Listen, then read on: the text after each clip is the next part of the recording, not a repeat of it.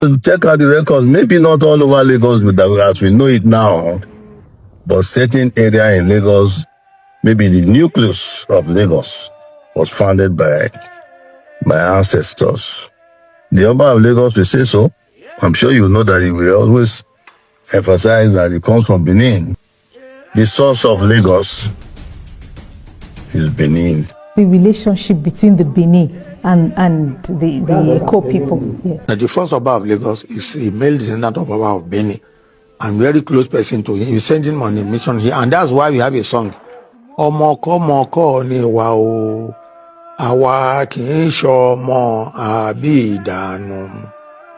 Òde ìbíní nọ̀bí bàbá àwa sí, ọba ló bí síbẹ̀ kì í ṣàárẹ̀.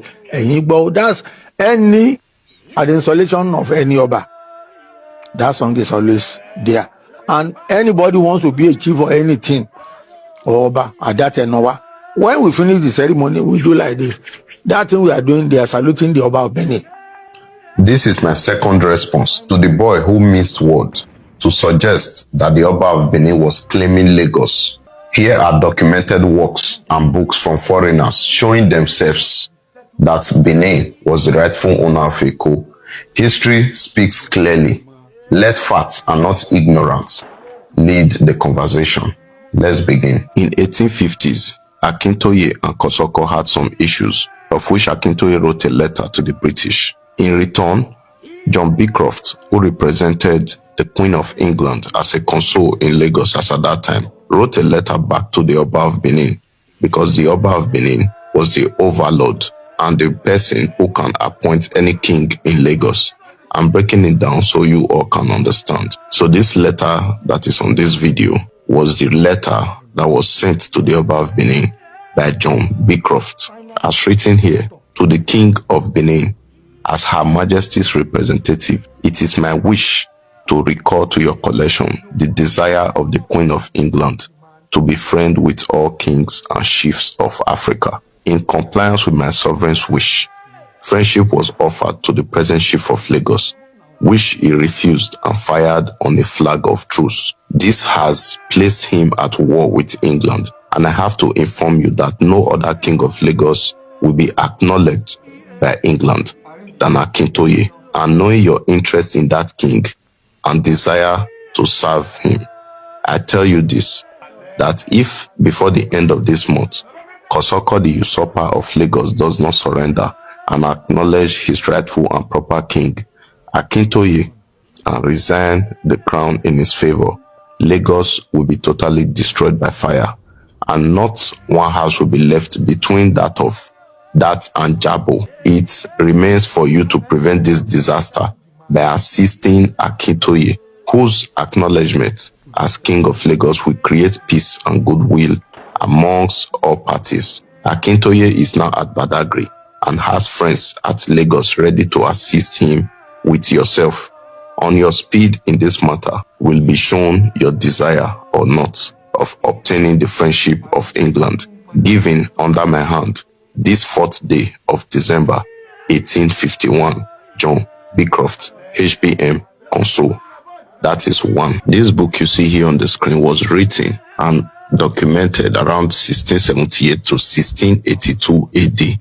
A man named John Barbot, in his voyage to the coastal parts of today's West Africa, documented that Eko itself, Ijebu, was a tributary state to Benin. Just take a look at the cycled parts. I read a passage yesterday about Roma, who wrote about how the Benin Empire extended to River Gabon and Gold Coast. Another man, Jean Alphonse, he also wrote that Benin extended down to the region of the Gold Coast, and this has strengthened the works of Roma. Read this passage. The kingdom of Benin stretches from River Volta as far as River Roya. The people there are dressed in cotton clothes, and in this kingdom there is a small amount of Malagota pepper, long pepper. The chief goods to take there for trade are bracelets, paternoster beads, and small red clothes. I believe you all still see red clothes today used by the Benin people. Two different white men also recorded in 17th century, the man of Wakeman in 1659 and another man Van Brakel in 1670. They stated on their reports that today's Dahomey was under the Empire of Benin back in the days. Let's read together. As to the art object cited, it is authentic. It came in the 17th century before 1656 in Europe from Adra, a town on the coast of the present Republic of Benin, Dahomey. Its maker, the exact locations of the workshop in which it was made, and the date of manufacture are unknown. Our information about it stems from a catalogue in 1659. A sacrificial board carved with strange, marvelously rare and horribly devilish image, which the king in Adra, who is a vassal to the great king of Benin, and his most important officers and people of the same province, used to employ for sacrifices to their gods or fetishes, on which they are wont to sacrifice to them. And this sacrificial board has been desecrated by the ruling king of Adra himself and has been used by him. That is one. Read the other report. Let's just go down to the ticked part so I won't bore you. Adra, the company has there a lodge, and it is so big that it looks like a big village.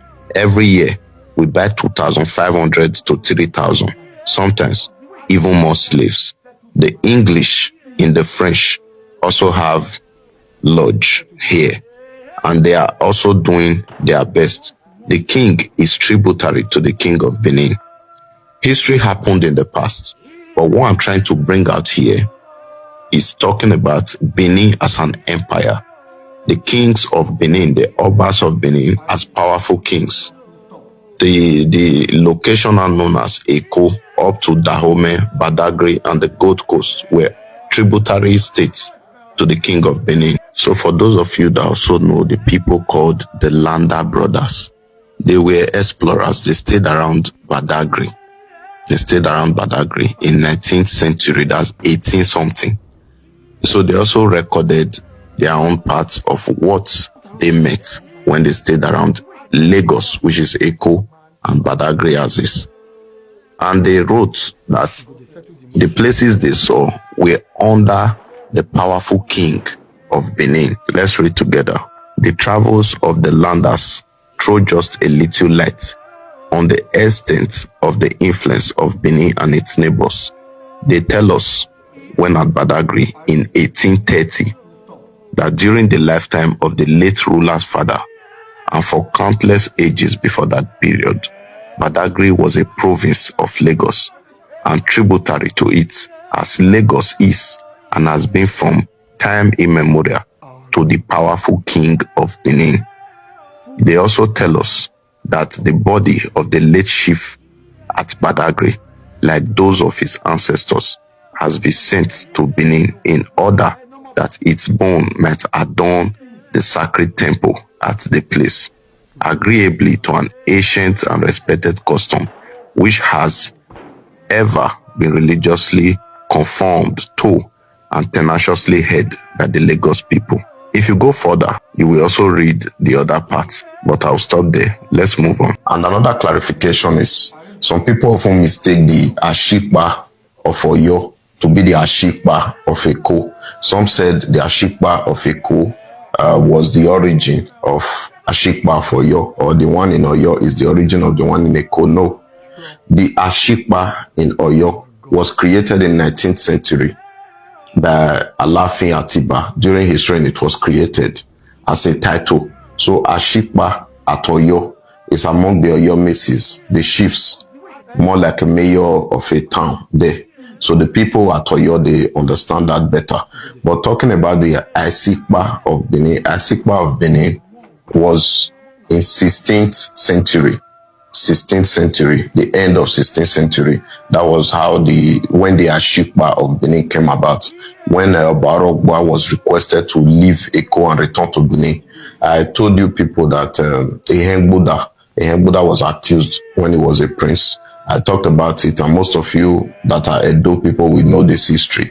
So I will talk about it properly another day. But when Oba Ogba was requested for, he made a pronouncement, a word that I seek by him Womare. That word became a name for the scion, his own scion that is sent to Eko, who became Isikba. So that name became glued to Isikba. So it became Isikba. Edo people's alphabet does not have SH. So we do not use she in our word. The name Isikba was corrupted by the Yoruba people of Lagos State as at that time, and other Yoruba outside Lagos State that also came, because there are some things we pronounce here due to our language difference. They pronounce it differently.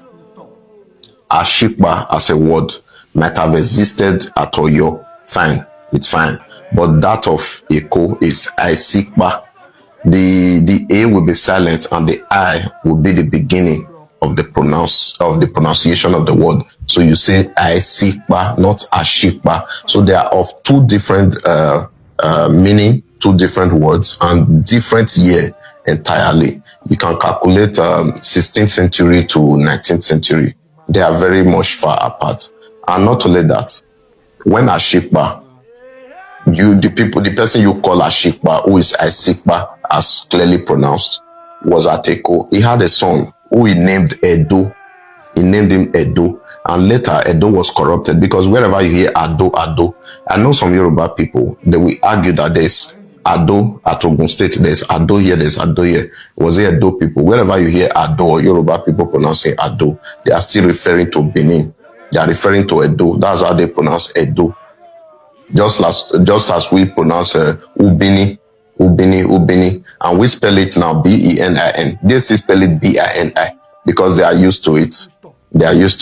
But that's not the correct spelling. Now, Edo, who they call Ado later, also stayed glued as Oba Ado. Oba Ado had a son who he named Igwobaro. I am with the king, Igwobaro. Over the years, the people of the other tribes that are under the umbrella of Yoruba today, they called him Gabaro. So today the name is Gabaro. Originally it is Igwobaro. It is not Gabaro. So many names were corrupted, like Oshodi, which they call Oshodi. You understand? It's originally Osodi. It's an Edo word. And the Osodi has a very significant title and position that he holds in the palace. And not only that, there are some streets and locality in Lagos that has the word Ogbe, that has the word Idun. I have talked about that before. So with all this evidence, if you are still, as a Yoruba man, you have this ego of, we have population, we have numbers, and you still argue. It is left for you. It's left for you.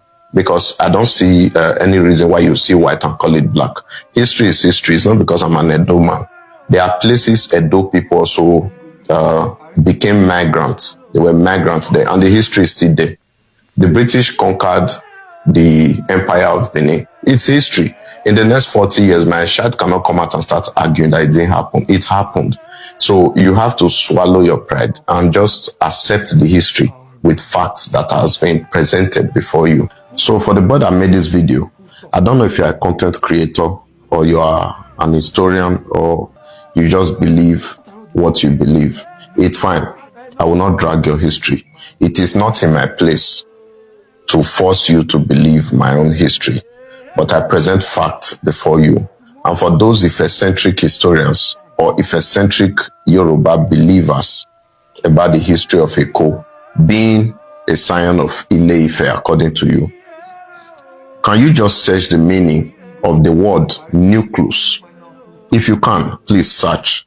But before that, I will also place the meaning here for other people to see. You have listened to the Oba of Benin. You have seen facts, documented ones from foreigners that came, that were not influenced by Benin people. You have heard what the Oba of Lagos said on different occasions. So I think Talking about a coast origin or the word or the places there, if you bring it in as an argument, it is dead on arrival. So I think I'll have to move on from here.